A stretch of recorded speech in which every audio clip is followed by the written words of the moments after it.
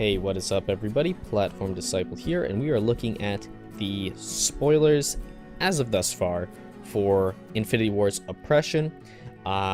You've probably already seen Denial of Reason because there was a really great video posted about that quite recently. I'm only going to cover that briefly because the video, covered everything. It'll be linked in the description. The one thing that I think needs to be talked about is I'm 95% sure that the reason the card says cannot be undone is because your opponent reveals 3 cards immediately when you play it, before the card even resolves, and that's when you choose the card for them to discard, and they discard the card when it does resolve. This is really important to note because if you have priority, I am under the impression that if you selected an ability card that your opponent is attempting to play that same turn, they will discard the card even though they used up the resources to play it, and they won't get the effect. That is insanely good if you can make a proper prediction and grab that card and force your opponent to waste their turn trying to play a card that, they didn't get to play. That can completely upset the game because they may have been reliant on that to win combats, they may have been reliant on that to survive the turn, and of course, even when you're not doing that, hand disruption's just super good for setting your opponent behind. But we are going to look at the other cards now because those are the ones that you're probably more interested in. First up, we've got Reborn, which is a 2-cost Genesis Industries ability. It is 2 purity. You choose a character you control, and if it dies this turn, it raises from the graveyard to the support zone at the end of the turn. So at a bare minimum, if you're using this on any character you control that dies, if it's worth 2 or more resources to you, you're hitting value, and you can get even more value if you're hitting something that is super powerful that your opponent's likely to kill.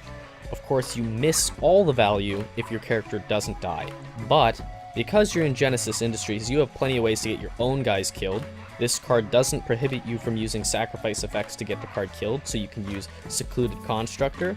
There are other cards that let you do something similar, for example, Overclock, but what I'm getting at is this card's perfect for Genesis Industries for you to take advantages of the combo pieces that you already have and get more value out of them. The next Genesis Industry card we are looking at is also a 2-cost ability card. It is 1 purity. It is Upgrade. Target character gets +5/+5 permanently, immediately. Very simple effect, but extremely powerful, I think, because in a vacuum, you're putting 5 attack and health onto the board immediately.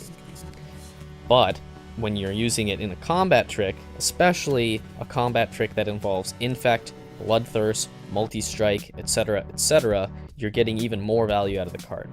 And that's not even to mention, you're still in Genesis Industries, so a lot of your combos involve manipulating and moving around attack and health to other characters, and this is going to make doing so more effective and easier overall.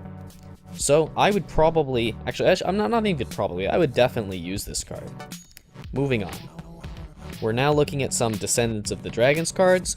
The first one is a 4-cost ability, Pacifying Winds, 2 purity. It prevents all combat damage that would be dealt the turn it is played. My initial reaction to the card is it's a strict downgrade to the Sleepers of Avarak Fear card because both stall for a turn. However, it's worth noting that you can use this card without having a Sleepers of Avarak commander, but also that the Descendants of the Dragons have a few cards that benefit from staying on the battlefield, and Fear, of course, moves cards off the battlefield. Number 1 example seems to be Glorious Warrior, because it helps you win the game by having it on the battlefield, and by preventing all combat damage, you guarantee, or almost guarantee, that you're going to hit that end of turn effect and make your opponent lose morale. And Pacifying Winds gets increased value for each card like that you have in play.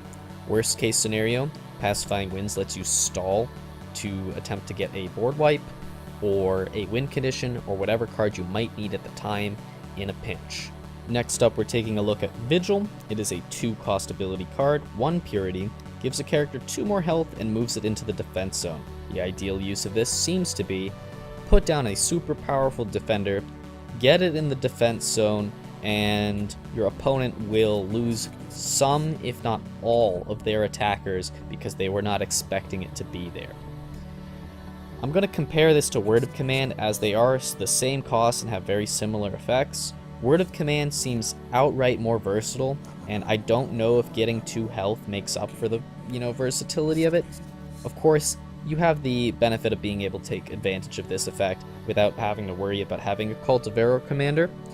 It's also worth noting that you can use the card in a very similar way, in that you can move a powerful attacker out of their assault zone and into their defense zone as to avoid taking damage from it for a turn, or you can get a annoying, pesky utility character out of their support zone and into their defense zone so that you actually have a way to kill it where you might not otherwise.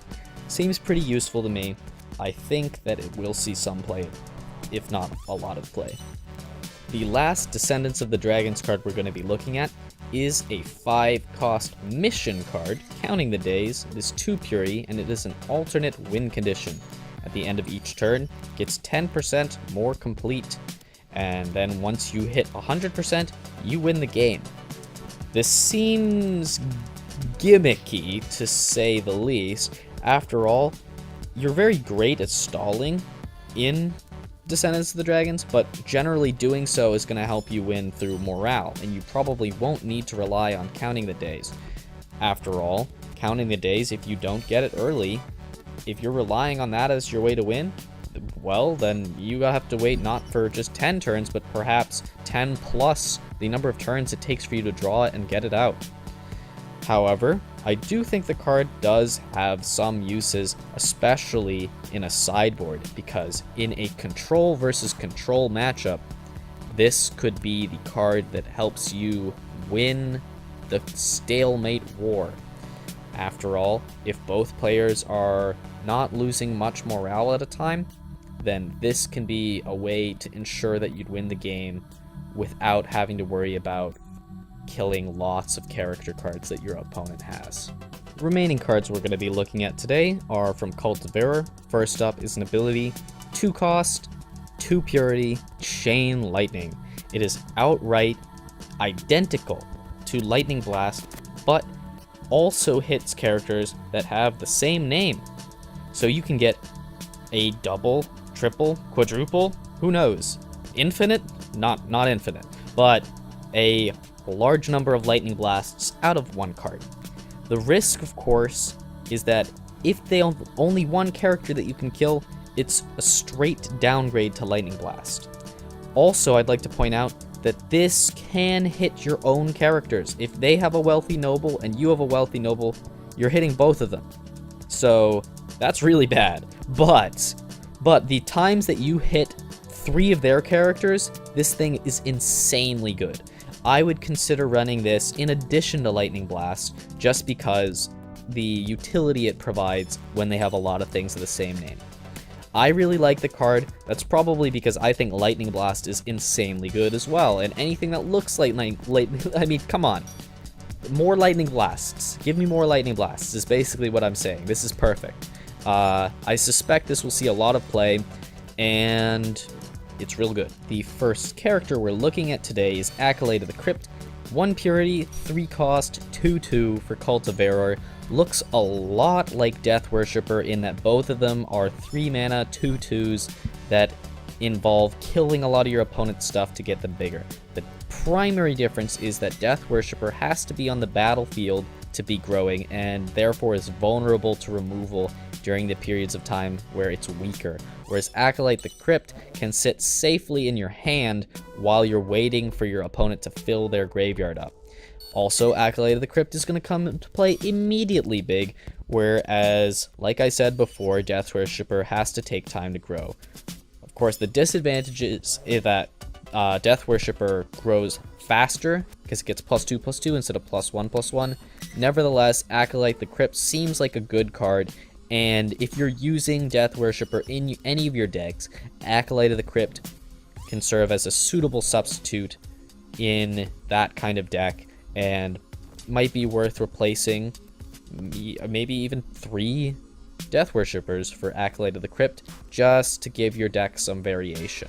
Okay, the last card we're looking at today is Blackbind Witch, a 1 cost, 1 purity, 3/3. However, it actually costs 3 resources unless you overcharge it once. So I'd actually argue that it's a 3 cost 3/3 that in a pinch can cost 1. After all, you don't want to overcharge it if you have the extra resources that you could just play. But in a pinch, you put it out for 1. Perhaps you word of command it into the defense or the assault zone just to kill off something big as a surprise.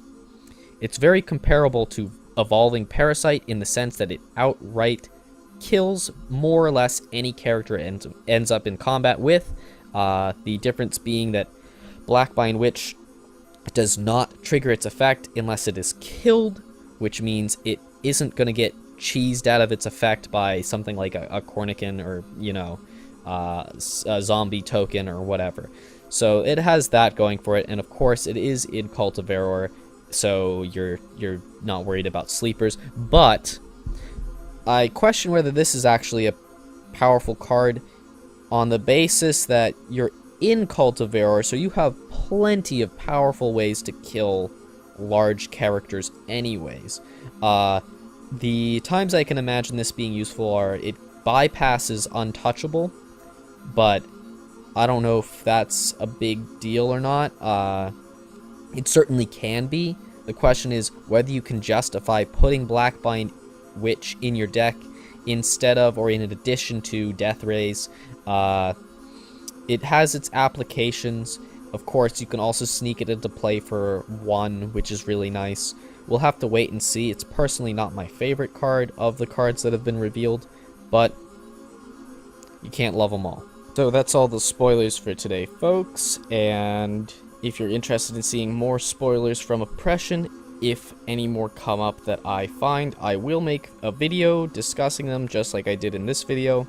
If you're looking for Infinity Wars content, this is a channel that's going to have only Infinity Wars content, but I can't promise regular uploads because I'm lazy. If you're interested in seeing me play other video games, I'll have a link to my other channel in the description. That's all, folks. I hope to see you in my next video.